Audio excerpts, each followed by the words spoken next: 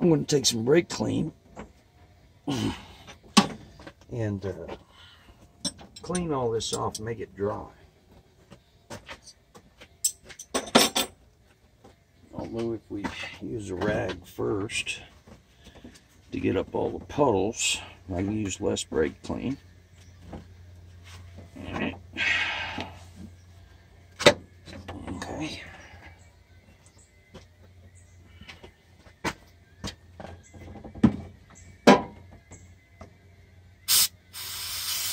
Anyway, you want this stuff dry because that's what it's supposed to be.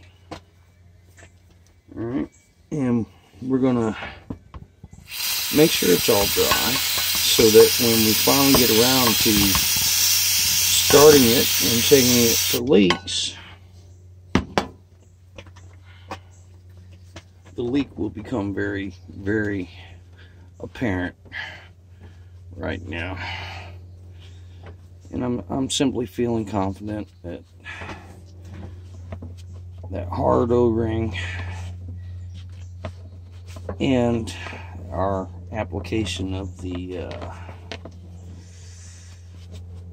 World War I era Permatex sealant is going to do the job. And we'll go ahead and blow the back off here too. And believe it or not, when we get around to starting this, you're going to know whether or not this thing leaks before I do, because I've been using the phone to diagnose this, and I can't watch it while I'm shooting. So, anyway, we're just going to give her a little bath here, dry her off, make sure anything that might drip has a chance to drip directly from where it comes out of instead of halfway down the truck.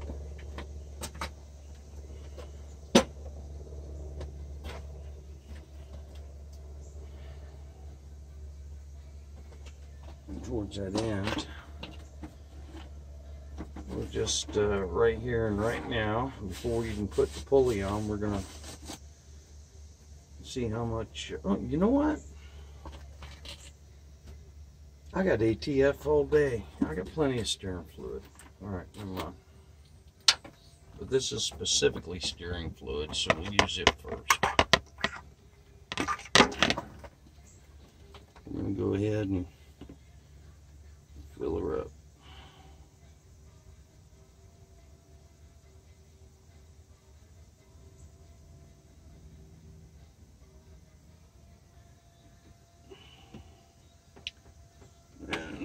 Can't see. Hold on.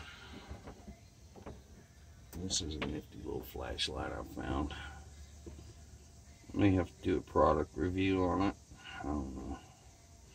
Not really much of one like that, but I'm bad about flashlights. I like my there's something I collect is flashlights.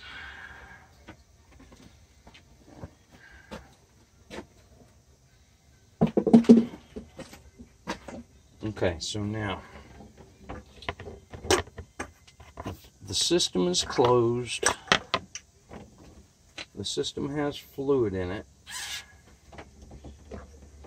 So if it decides to leak for some stupid reason just sitting here, it has a chance. Now, here comes the fun part. We're going to reinstall. Uh-oh. Whoops.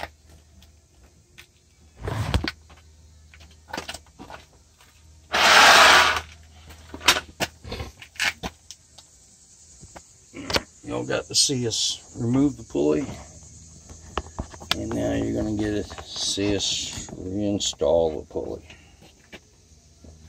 Alright, so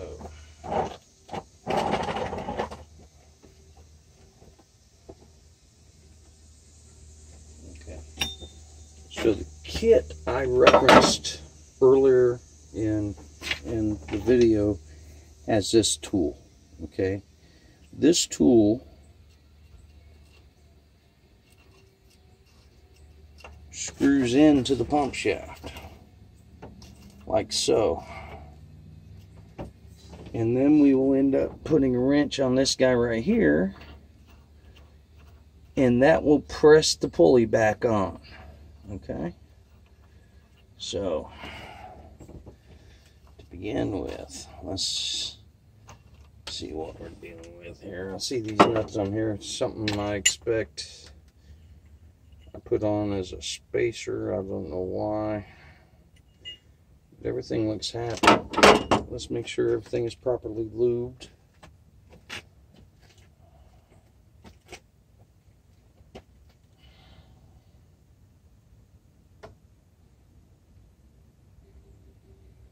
Okay, and I'm seeing some dirt on this. So this guy right here has got a bunch of dirt in it. We need to do something about that. So we'll just take our brake clean.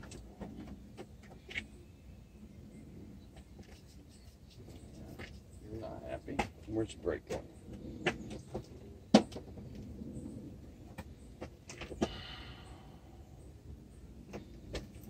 I'm going to take the brake clean and just stick it right in there.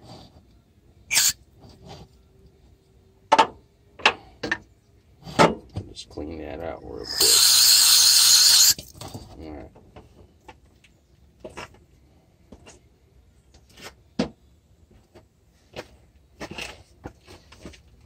Okay, and for those of y'all, let me tell you right now, I have been blessed with robust skin.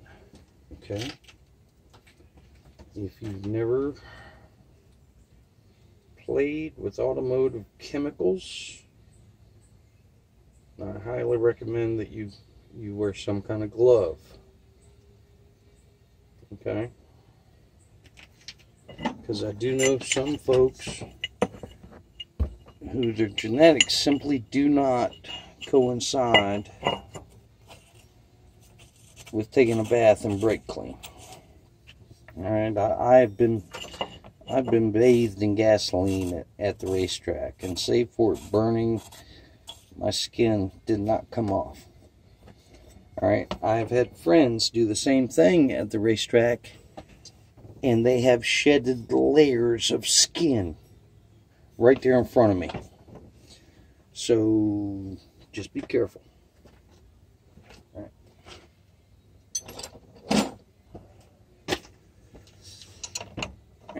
Nope.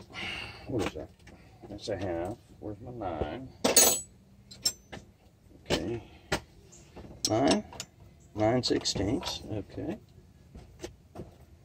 And then, where are you? What is this? This is a 13. 13 again. Okay. So we're going to hold this, and we're going to turn this. Or actually, we can just turn both of them. Okay. And this tool will simply press that pulley back onto that shaft. There's a couple other different ways you can do this, but this is pretty much the most straightforward and simple. I've seen guys cool the shaft with refrigerant and warm the pulley with a torch, and it will just slide right together. And then it makes horrendous noises as everything settles down, and I just, well, you just spent that refrigerant, you just spent the fuel for the torch, and so you're not happy at all. Alright, yeah, I don't like that. This, yeah, the head of this bolt, I need a 6-point socket on that. Excuse me.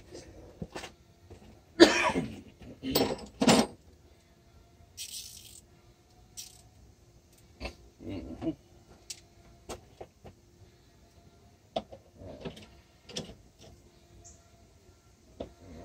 6-point socket, he says. Yeah.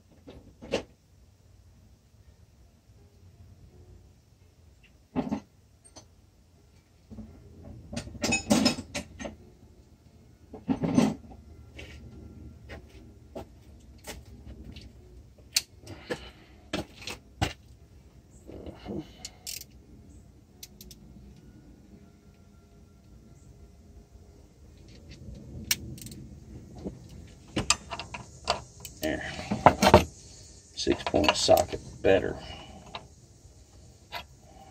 Okay, so we'll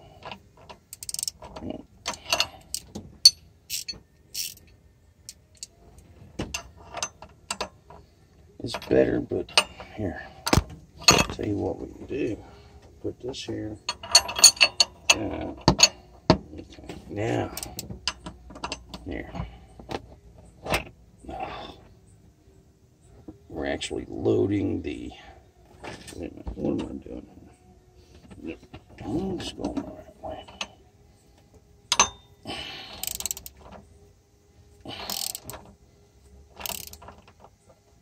Yeah, and the head of that bolt is not, it needs to be more robust. There's not enough area on the head of the bolt of that tool. Okay, now I've owned this tool 10 years, but I've only used it 3 times. And finally had a chance to document some dissatisfaction in it. So that popping noise, now imagine that noise, except 10 times louder. The hot cold thing that I was telling you about, it makes horrendous noise.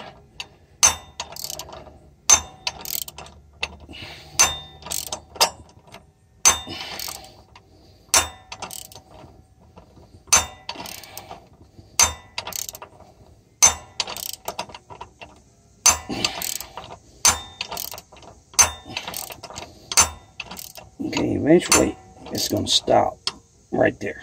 Okay, so now we unload the tool.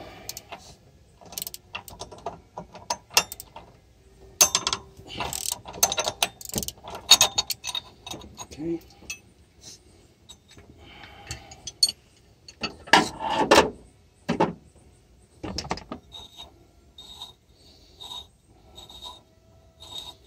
And the pulley is reinstalled. Okay. And we are essentially, we got fluid in it. The plumbing is reattached. All of the mounting bolts have been tightened. The repair is done.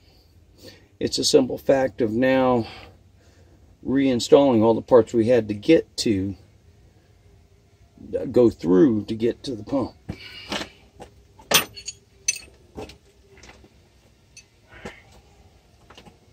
So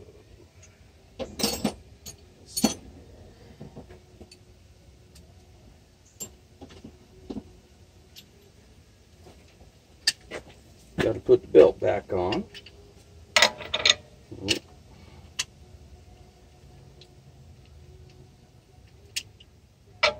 There it is. Excuse me. So, oh, there you are in the puddle. Yep. What is that puddle?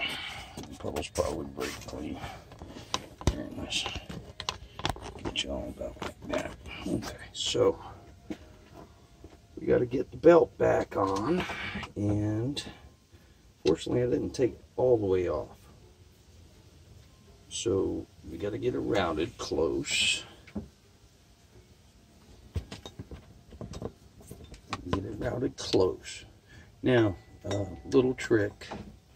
Whenever you're dealing with these belts, all right, when you get to the point where you're loading them, okay, it's actually easier to thread the bolt around a large radius than a small one. Okay, and here, you'll be able to see what I mean here in a minute. Instead of this pump, instead of this alternator pulley, you see I've already got it on the alternator pulley. The last pulley you want to deal with is a big pulley. So we're going to get our pulley close, look around at the rest of them. we're gonna, wait a minute, wrong way, damn it. Okay, so we're gonna unload our idler and get a belt around pump pulley last. There you go. Belt's back on. Closely inspect the belt. Make sure that it is on all the pulleys that it needs to be on. Okay. And honestly, before we put the fan shroud back in, I think we're going to go ahead and let me put this plastic cover back on the steering box. We're going to let y'all inspect. I'm going to start this pig up. Y'all can see what all these belts and shit do. And then while it's running, I'll take you out of the support here, and we'll inspect the area that was leaking previous and see if it's still leaking.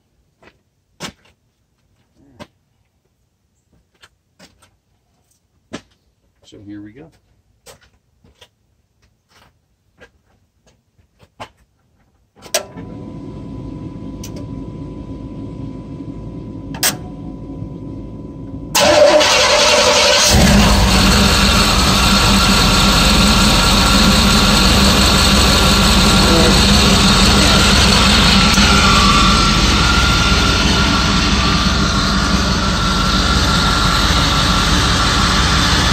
On, and let's see what y'all see.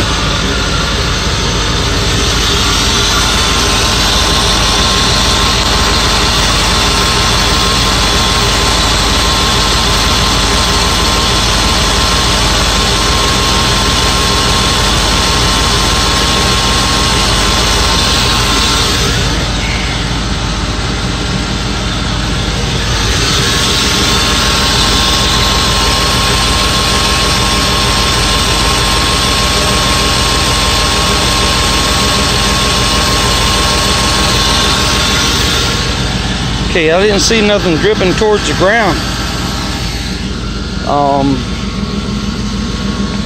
Yeah. All right.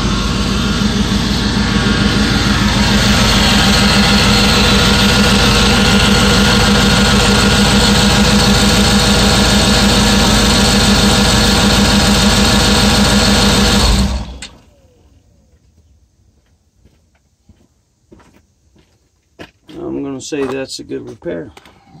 Obviously, I will review the video before I post it. But if it wasn't leaking when I showed you, it'll be up. Alright, and here again, let's turn this damn light off. Alright, so now all we got to do is get this fan shroud back in.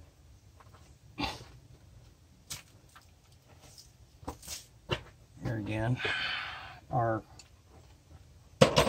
aftermarket junkyard S10 electric fan, and I use a manual control switch on it. Come on, baby, come on. Just a simple toggle switch on the dash. All right, why are you being so antisocial? Hold on. Got you caught on there. All right. And make sure it gets into its flanges. Make sure the bolt holes line up, etc. Got some bolt holes lining up. Good. So now we'll once again only start our 7 mountain bolts with our fingers.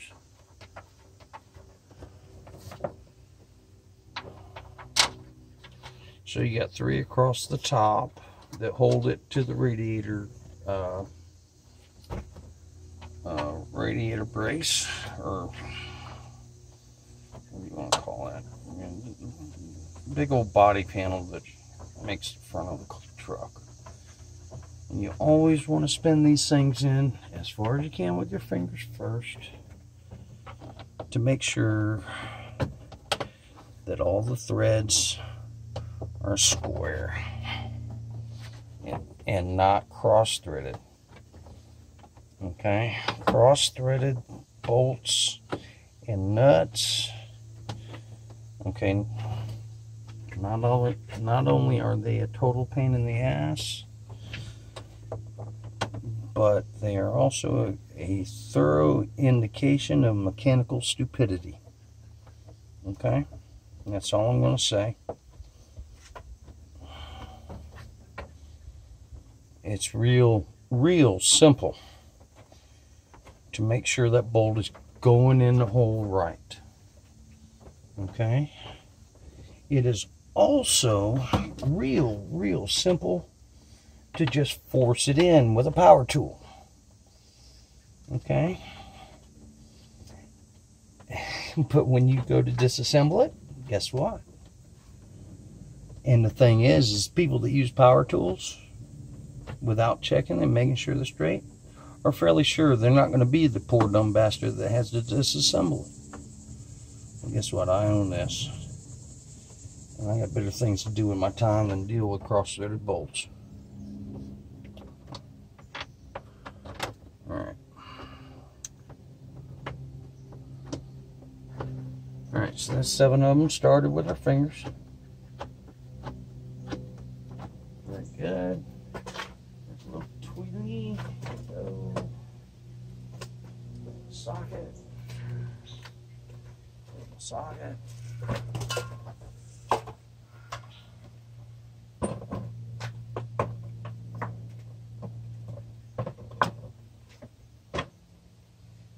10 mm. Need a 10 mm. Alright, so just go like this. And we'll do the bottom ones first.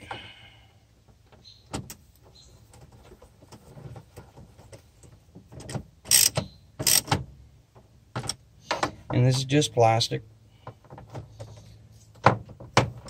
And it's not a structural member. All it's really doing is keeping the air around the radiator and the fan.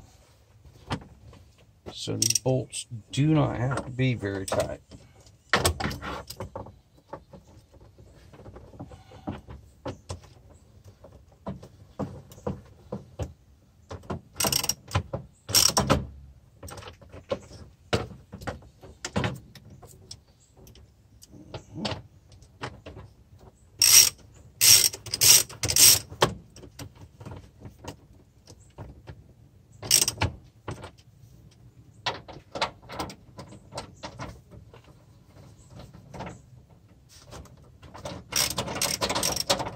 Come on.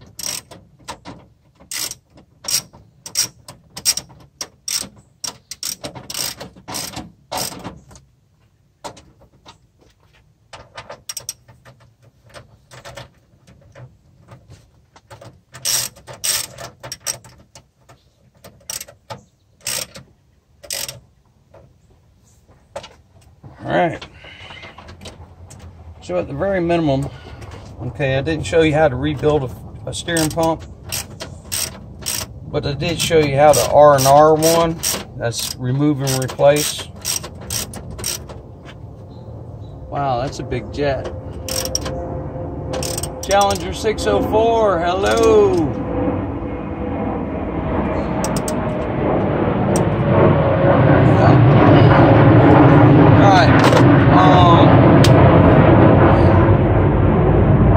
Everybody, that's it. Job complete. Now, whether or not it'll upload depends on what I see when I review this. Alright, everybody be blessed. Everybody be good to each other. And let's have a better tomorrow. We'll talk to you later.